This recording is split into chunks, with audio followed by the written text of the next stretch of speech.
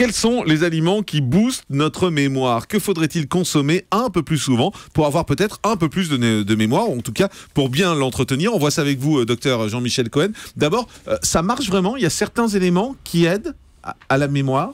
Oui, on pense que, en fait, on s'en rend compte la plupart du temps parce qu'on arrive à mesurer les flux sanguins dans le cerveau, notamment avec les appareils d'IRM qui nous permettent de vérifier si un cerveau est bien irrigué, mais en même temps, on peut le savoir en faisant simplement des tests cognitifs. C'est ce qu'on fait chez les gens chez lesquels on soupçonne qu'il y ait une maladie d'Alzheimer pour apprécier la qualité de leur mémoire. Ce qu'il faut comprendre, c'est que le cerveau est un organe qui pèse à peu près 2% du poids corporel, c'est-à-dire c'est rien du tout, et qui consomme chaque jour 20% de l'énergie que vous consommez. Ouais. Et quand vous connaissez la composition du cerveau, vous comprenez comment l'alimenter. En fait, c'est presque comme une plante qu'on arroserait et à laquelle il faudrait donner tous les éléments nécessaires. Donc, ce cerveau est composé essentiellement de graisse. Ah, de graisse. Il est composé essentiellement de graisse. C'est vraiment le composant important du cerveau. Et la deuxième chose, c'est qu'il consomme beaucoup d'énergie. Une fois que vous avez compris ça, et la troisième chose, c'est qu'il a besoin de beaucoup de sang pour fonctionner, vous savez que les trois axes sur lesquels vous devez vous développer, ça va être la teneur en graisse des régimes, leur teneur en sucre pour fournir de l'énergie, et en même temps, est-ce qu'il existe des systèmes pour stimuler la circulation des vaisseaux sanguins?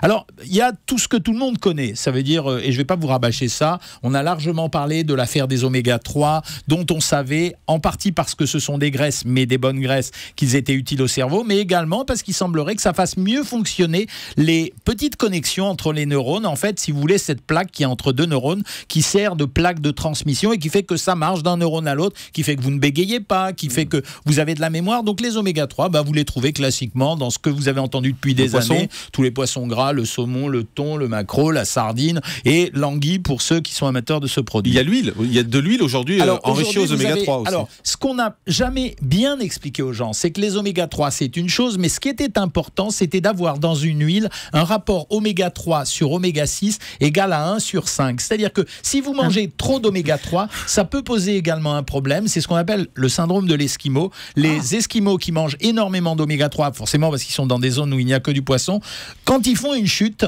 sur le sol, ils ont tout de suite une hémorragie cérébrale parce que trop d'oméga 3, pas y a rien qui est là, vous n'êtes pas un esquimau quand même. Non, je ne pensais pas que ça pouvait être un souci, au contraire, je croyais qu'il fallait en prendre un maximum, moi. Et ça facilite l'anticoagulation du sang, et donc ces gens-là font plus d'hémorragie cérébrale que les autres, simplement parce qu'ils ont une surconsommation d'oméga 3. Alors mettons ça de côté, on va dire qu'il faut consommer des oméga 3. Maintenant, qu'est-ce qu'on va chercher? Juste attendez, parce que vous allez très vite. Juste sur les oméga 3 par exemple, c'est utile de consommer l'huile enrichie aux oméga 3 ou pas vraiment? Non, enrichi en oméga 3, non. Il faut qu'il y ait un bon rapport de 1 sur 5. C'est pour ça que l'huile d'olive ne s'est pas affirmée comme la meilleure des huiles à ce niveau-là, même si c'est une très très bonne huile, et que la meilleure des huiles, il y en avait deux, c'était l'huile de colza qui avait un rapport parfait, oméga 3 sur oméga 6, et les industriels ont fabriqué ce qu'on appelle les huiles combinées, où là ils ont fait des mélanges d'huiles pour arriver à cette teneur. Mais il y a une huile oméga 3 aujourd'hui dans un rayon, on voit c'est le sieur, du marketing. Avec une étiquette bleue où il y a écrit oméga 3 en gros. Ça s'appelle du marketing, c'est-à-dire que comme on a beaucoup parlé d'oméga 3, ça a frappé le cerveau des gens, c'est le cas de dire,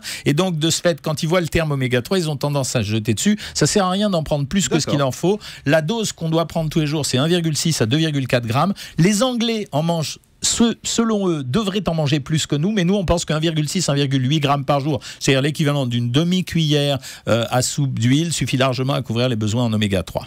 Très bien. La deuxième chose, c'est les sucres lents. Ça veut dire que vous êtes obligé de consommer suffisamment d'énergie dans la journée pour faire fonctionner votre cerveau. La vraie surprise, elle vient de 4 produits. Le premier produit, c'est l'œuf. Pourquoi? Parce qu'on s'est rendu compte que l'œuf contenait une substance qui s'appelle la choline et qui agit dans le sang de telle façon à favoriser la capacité du cerveau à refabriquer des phospholipides. Donc ça veut dire que quand vous mangez des œufs, alors certes, vous êtes obligé... Le blanc ou le jaune? Le blanc et le jaune. Alors le blanc, c'est pour les mangeurs de protéines, le jaune, c'est pour les graisses, mais c'est celui qui contient les produits intéressants. D'abord, il contient de la choline, c'est des vitamines du groupe B, ça aide à faire fonctionner le cerveau. Et la deuxième chose, c'est qu'il recharge en phospholipides le cerveau, donc c'est un produit intéressant. Alors, les puristes cholestérol, disent, alors voilà, les puristes disent le cholestérol. Simplement, nos théories sur le cholestérol ont largement évolué. On sait que 25% du cholestérol qui circule dans notre sang provient de l'alimentation et 75% est fabriqué par nous-mêmes. Donc ça signifie que ça servirait à rien de contrôler la consommation d'œufs si vous mangez très gras tout le reste de la journée. Donc les œufs, on peut en consommer. Si vous n'avez pas de cholestérol, 6 par semaine, tout va très bien. Si vous en avez entre 2 et 4, mais moi je suis persuadé que c'est pas vraiment la consigne majeure aujourd'hui à observer si on n'est pas dans le cadre d'une alimentation parfaitement équilibrée. Donc on en est au poisson, c'est bon, le poisson gras c'est bon, les œufs c'est bon. Alors, deuxième Ensuite. surprise, les betteraves. Et pourquoi les j'adore betteraves? Vous avez de la chance. Et pourquoi les betteraves? Parce Il y a du qu'elles sucre, non? elles contiennent, non, c'est parce qu'elles contiennent des substances qui activent la capacité, la résistance des vaisseaux cérébraux. Donc, dans les betteraves, vous avez une substance qui vous permet d'avoir une meilleure résistance vasculaire dans le cerveau, et donc vous facilitez le travail du cerveau parce que vous améliorez sa capacité à augmenter le flux sanguin.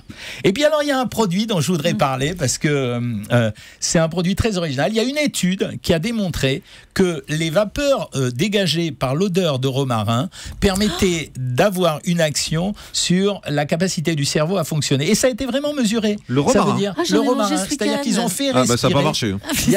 Non, ils l'ont pas mangé. Ils ont fait Ça marche pas à tous les respirer coups. des vapeurs de romarin où ils ont fait sentir des huiles essentielles de romarin à des individus, et ils ont mesuré ensuite les tests cognitifs des uns et des autres. Et on s'est rendu compte qu'il y avait une petite substance qui se dégageait à l'air dans le romarin qui permettait d'améliorer les fonctions cérébrales. Mais c'est le sentir, c'est pas le manger, parce que Julie en a mangé. Ah non, mais parce qu'on on le recrache parce que c'est des petites brindilles. C'est quoi. chic de manger avec Non, elle. mais- On en avait c'était mis du sur romarin. Non, mais c'était une cuisson dans le feu, on avait mis du romarin dessus. Mais les petites brindilles de romarin, on les recrache. Mais Voilà. c'est les odeurs en fait qui comptent. C'est les odeurs de romarin qui c'est comptent. bien. Et donc, quand vous faites le bilan, vous avez presque l'élaboration d'un régime méditerranéen, puisqu'on vous dit il faut manger des poissons, il faut manger des produits céréaliers, il faut manger des huiles, dont de l'huile d'olive, et en plus vous rajoutez du romarin. Il n'y a rien de mieux que faire ce genre de choses. Alors, et là, vous avez génial. un vrai régime mémoire. On m'avait parlé moi des abats aussi.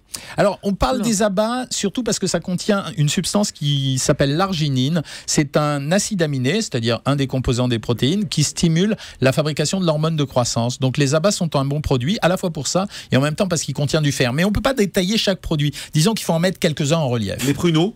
Les pruneaux, c'est bon pour le deuxième cerveau, c'est-à-dire l'intestin, Jean-Marc. D'accord, c'est pas du tout bon spécialement Non, pour ça n'a ça. rien de spécifique, sauf que ça amène des sucres. Donc, plus Docteur énergie. Ichou. Oui, vous savez que je veux absolument m'en faire un duo ou de complémentarité avec Jean-Michel, parce qu'il nous a parlé du fonctionnement du cerveau en mettant un focus particulier sur la mémoire. Mais la mémoire, elle n'est pas seule, elle est dans un cerveau qui est lui-même dans un individu. Donc il faut voir le comportement global de cet individu. Et pour la mémoire, il y a l'alimentation, c'est incontestable, et une alimentation équilibrée, on le répétera jamais, est importante, mais aussi le sommeil. Un des facteurs les plus importants pour conserver en mémoire tout ce que vous avez appris, c'est un temps de sommeil suffisant. On en avait parlé, on avait fait une émission sur le sommeil, vous nous aviez expliqué justement que c'était le moment où tout se régénérait et tout se remettait en place, c'était passionnant. Ouais. Exactement, et notamment pour les enfants. Donc, surtout quand les enfants sont en classe et qu'ils sont dans une période où ils doivent apprendre, il faut un temps de sommeil régulier avec une alimentation, comme l'a exprimé Jean-Michel.